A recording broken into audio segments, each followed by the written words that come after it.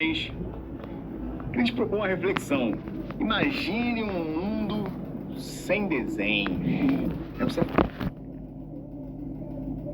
fala, poxa, mas um mundo sem desenhos? Imagine um mundo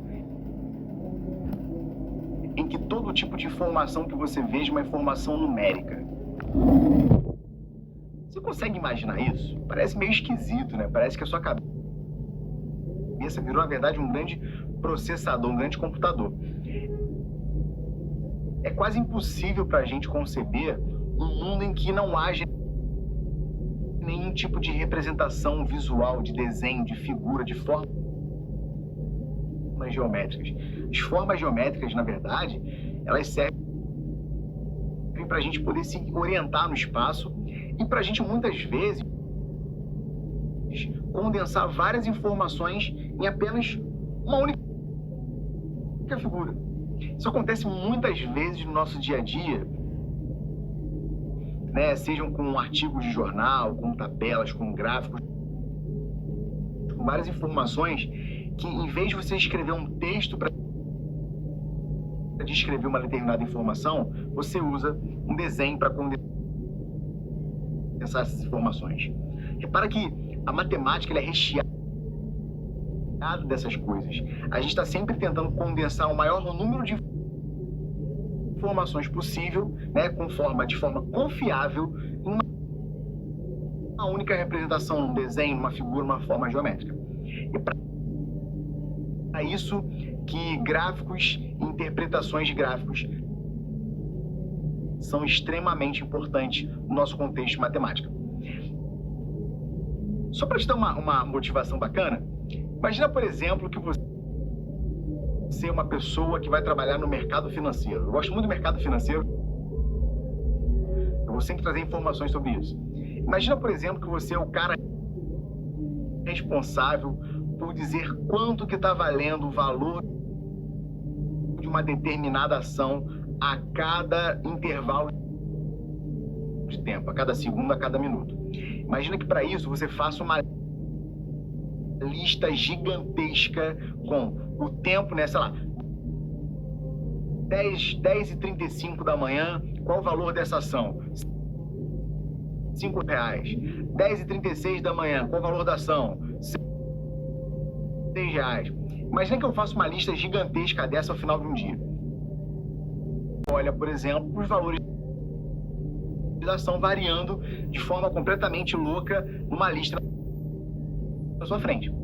Agora, imagina que eu pego os valores dessa ação e eu faço com esses valores esse desenho que você vai ver no slide agora. Dá uma olhadinha nesse desenho.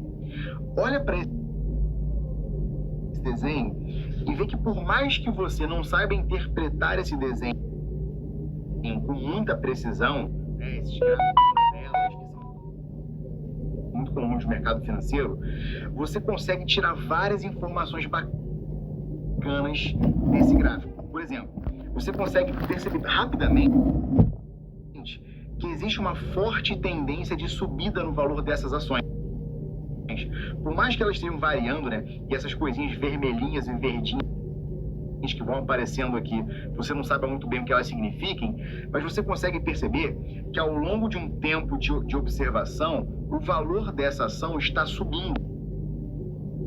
E por que eu sei isso? Porque quando você olha para a representação gráfica desse desenho, você consegue entender que existe uma tendência forte dos pontos desse gráfico a atingirem valores cada vez mais altos no eixo vertical, quando você varia positivamente no eixo horizontal. Então repara que nesse desenho eu estou condensando informações que poderiam estar numa tabela, poderiam estar numa lista, mas quando você olha para esse desenho, certas coisas você consegue perceber com muito mais rapidez. É bem verdade que quando eu transponho da tabela para o gráfico, eu posso perder algumas informações. Por exemplo, em um determinado instante eu quero saber o valor exato da ação. Olhando para o desenho, você pode não ter essa informação muito rapidamente. Na tabela, por exemplo, você poderia ter. Mas em grande parte da nossa vida diária, eu não estou interessado num exato momento, eu estou interessado num intervalo de tempo, que é também um assunto muito importante para a gente em gráficos, em interpretações gráficas. Então, o que eu quero mostrar para você é o seguinte: quando você olha para esse desenho aqui, você tem rapidamente tendência de crescimento, você consegue ver em determinados intervalos de tempo se o valor dessa ação está subindo, se ele está descendo, ou seja, tem uma interface grande com funções crescentes, decrescente. Eu estou condensando várias informações que poderiam estar numa tabela muito longa em apenas uma única figura que tem legendas de cores, tem eixos horizontal e vertical. Então é muito importante você entender que quando eu transponho, né, um texto ou uma tabela gigante do mundo real para uma informação gráfica, o meu objetivo, na verdade, é o quê? Condensar informações para que eu possa criar tendências, para que eu possa criar interpolações ou extrapolações. Como é que é isso? Para eu tentar entender, na verdade, dentro de um determinado intervalo, qual seria o valor daquela ação, ou para um intervalo futuro, para eu estimar. O que você vai estudar, na verdade, são técnicas de entendimento do mundo real a partir de pontos do plano cartesiano. E como é que você descreve isso? Usando gráficos de função. Então entende, cara, a matemática, ela é uma das mais belas artes da vida, porque ela consegue descrever coisas que seriam muito mais complexas em sistemas muito menores, usando desenhos. E o plano cartesiano, sem sombra de dúvida, é talvez a melhor das invenções da matemática, porque ele consegue condensar muitas informações em apenas uma figurinha. E isso é muito importante para o seu entendimento da matemática no mundo que certo. A gente está junto nesse vídeo para fazer um apanhado geral sobre coisas importantes, são coisas fundamentais da matemática, mas é muito importante que você tenha esses conceitos bem consolidados na cabeça.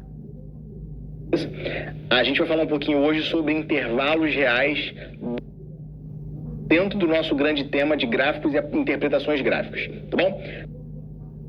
Vamos falar um pouquinho sobre números reais, sobre a reta real, como representar intervalos na reta real. Isso de extrema importância na hora de você aplicar esses conceitos em resolução de equações, resolução de inequações. É muito importante que você tenha conhecimento dessa nomenclatura, dessas informações, para que você possa se adequar à linguagem matemática universalmente conhecida, tá bom? Vamos lá então, gente. Olha só. A gente hoje vai falar um pouquinho sobre a reta real e sobre os intervalos reais, tá? É muito importante que você entenda o seguinte: os números reais, na verdade, são um conjunto numérico que tem todos os números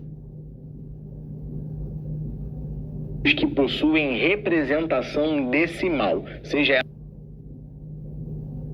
ela finita ou infinita. Então, todo número do tipo 2,4175234, todo número que tem uma representação decimal, a gente fala que ele é um número real.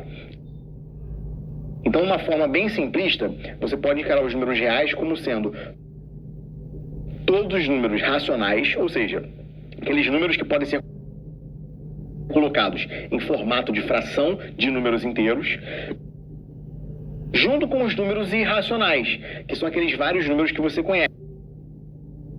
O raiz de 2, o raiz de 3, o π, o e, que é o número de Euler, que são os números que não admitem um formato como sendo fração de números inteiros. Então, na verdade, são as dízimas periódicas, que são os racionais, os números decimais finitos, que estão dentro dos racionais, e os números decimais infinitos e aperiódicos, que são os números irracionais. É uma coisa muito importante você ter na cabeça que os números reais, eles são infinitos, mas eles são infinitos de uma forma esquisita. Os números naturais são infinitos porque eu sempre consigo contar mais um, né? 1, 2, 3, 4, 5, 6, 7, 8, 9. Onde eu parar, eu consigo colocar mais um. Os reais são numerosos de outra forma. Se você pegar quaisquer dois números reais, entre esses dois números reais, eu tenho uma infinidade de números reais. Ou seja, a gente fala que eles são infinitamente reais. Então, o grande lance é o seguinte: a melhor representação possível dos números reais, na verdade, é mediante uma reta. Porque uma reta tem infinitos pontos e entre quaisquer dois pontos eu também tenho uma infinidade de pontos. Então, quando eu quero simbolizar, quando eu quero representar os números reais, eu represento os números reais sobre essa entidade chamada reta real. O que é a reta real? É uma reta dotada de um sentido. Ela para a direita tem sentido positivo, para a esquerda tem sentido negativo, e o ponto central dessa reta, que é uma marcação de referência, é o número 0. Do 0 para a direita eu tenho os reais positivos, do 0 para a esquerda eu tenho os reais negativos, como a gente fez nesse slide. Acompanha comigo aqui no slide. Eu tenho aqui a reta real, o número 0 é a minha referência, ele é a minha origem, a partir dele nós fazemos todas as medições. O sentido positivo é esse sentido aqui.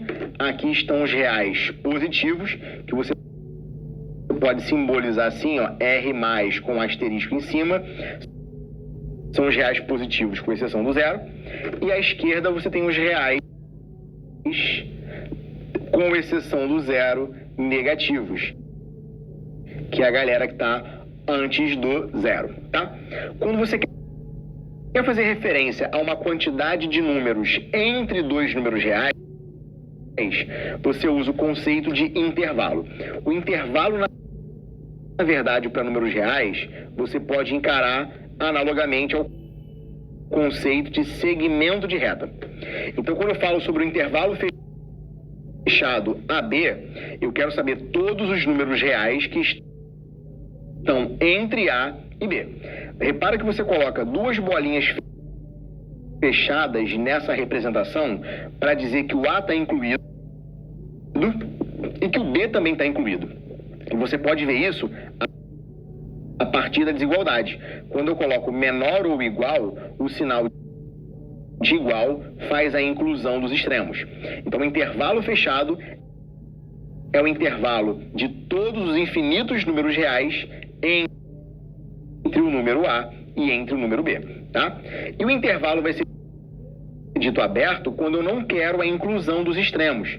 Então, se você notar com atenção, eu tenho bolinhas abertas nos extremos desse segmento.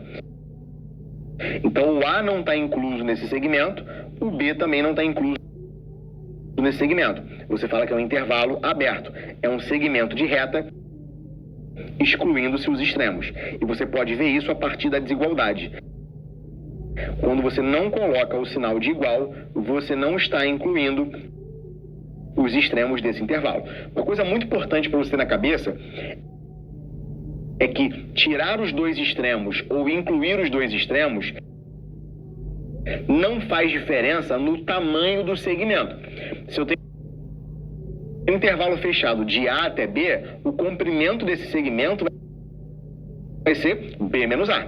E se o intervalo for aberto, também não tem nenhuma diferença. O comprimento continua sendo B menos A, porque o comprimento de um segmento, na verdade, é o módulo da diferença entre os extremos. Colocar um ponto a mais ou a menos não interfere na distância, porque o ponto na matemática ele é o indivisível, ele é o adimensional.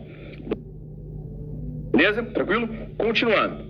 As próximas notações que nós temos aqui são as notações de semirreta aberta, tá?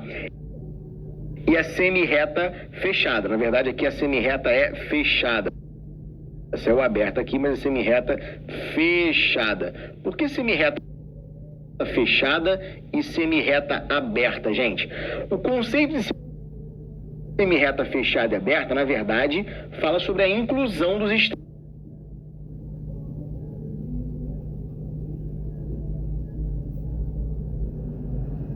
De semirreta fechada e aberta, na verdade, fala sobre a inclusão dos extremos ou a exclusão do extremo. Como é uma semirreta, eu só tenho um dos extremos, tá vendo? Eu só tenho um dos extremos. Por que só um dos extremos, Sandro? Porque o outro extremo, na verdade, ele tá lá no mais infinito ou no menos infinito. Uma coisa importante, gente, em matemática é o seguinte: o mais infinito e o menos infinito não são números reais. São abstrações. O infinito, ele é um número tão grande quanto se queira, e o menos infinito é um número tão negativo quanto se queira. Então não existe um final para os números reais. A reta é um conjunto infinito de pontos nas duas direções, nos dois sentidos, na verdade. Então o que é semirreta aberta e semirreta fechada? Como é que você nota isso matematicamente? Acompanha aqui. Você nota a semirreta fechada colocando uma bolinha fechada aqui no seu extremo, né? A extremidade lá para mais infinito é sempre aberta. Então, se você notar, usando essa notação de colchetes e chaves aqui, em parênteses, todo colchete para dentro, ele é o símbolo de fechado. Todo colchete para fora, que é uma notação que você pode usar assim, por exemplo, colchete para fora é o símbolo de semirreta aberta. Então, essa aqui é a semirreta aberta. Tá bom? Então, se você usa uma notação com colchete para fora, é sempre o ponto excluído. Quando eu coloco o colchete para dentro, eu estou incluindo. Aqui você inclui o A. Tá bom? Beleza? Então, a semirreta fechada, você inclui esse extremo. A semirreta aberta, você exclui esse extremo. Os extremos, na verdade, são sempre pontos no meio de uma equação, de uma inequação, que vão satisfazer ou que não vão satisfazer. Se eu quero incluir aquele extremo, eu coloco bola fechada, ou no caso de uma desigualdade, eu coloco o símbolo de maior igual ou menor igual. Se eu não quero incluir aquele extremo, você coloca o símbolo simplesmente de maior ou de menor, e no caso da notação de semirreta, de intervalos, você coloca uma bolinha aberta. Beleza? Tranquilo? Mais uma anotação aí, vamos lá. Continuando. Agora nós temos a notação de intervalos não abertos e não fechados. O que é um intervalo não aberto e não fechado? Você tem um dos extremos fechado e o outro extremo aberto, ou equivalentemente o contrário, tá vendo? Então olha só, como é que você nota isso usando a reta real? Quando eu não quero incluir esse extremo, bola aberta. Quando eu quero incluir esse extremo aqui, bola fechada.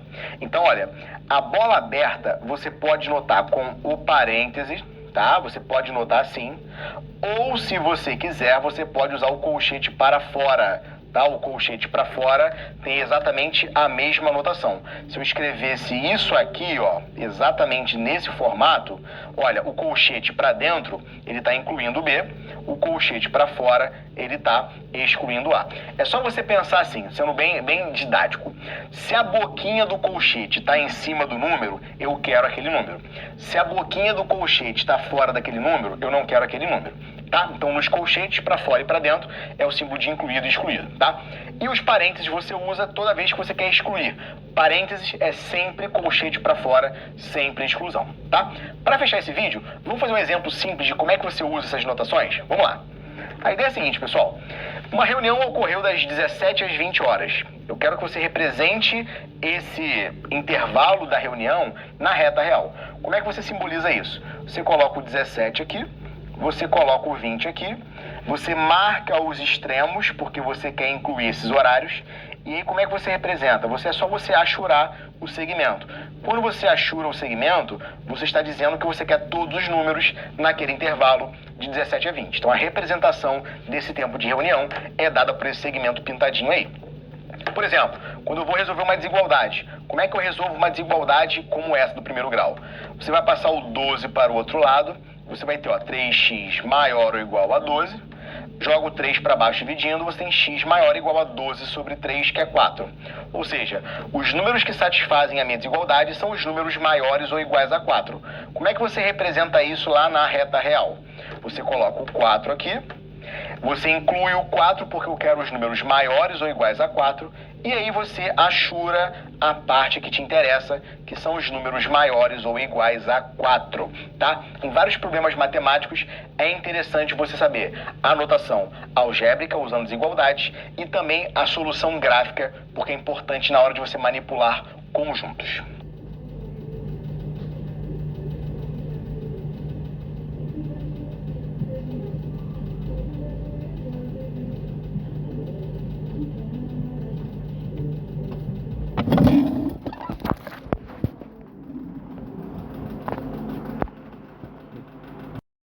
Slide aqui. Nesse slide, eu apresento para vocês aqui do lado, a gente tem duas representações de intervalos na reta numérica. Esse primeiro intervalo aqui é o que a gente chama de intervalo fechado. O segundo aqui que eu estou sublinhando é o intervalo AB aberto. Eles têm algumas características que é importante a gente ter entendimento em suas representações, né? O intervalo fechado, quando a gente faz a representação geométrica dele, você pode perceber que a bolinha é fechada, né? Ou seja, essa representação de colchetes aqui para dentro, né, do que encontra o A e o B, por exemplo, se eu tivesse assim, né, 3, 4, então assim, eu estou incluindo o 3 e o 4, beleza? Em compensação, quando eu estou falando sobre intervalos abertos, né, que é exatamente essa representação aqui de AB com parênteses, né, A, B com parênteses, a gente está olhando, eu não estou incluindo as extremidades do intervalo, né? Beleza? Então a gente tem intervalos abertos e fechados.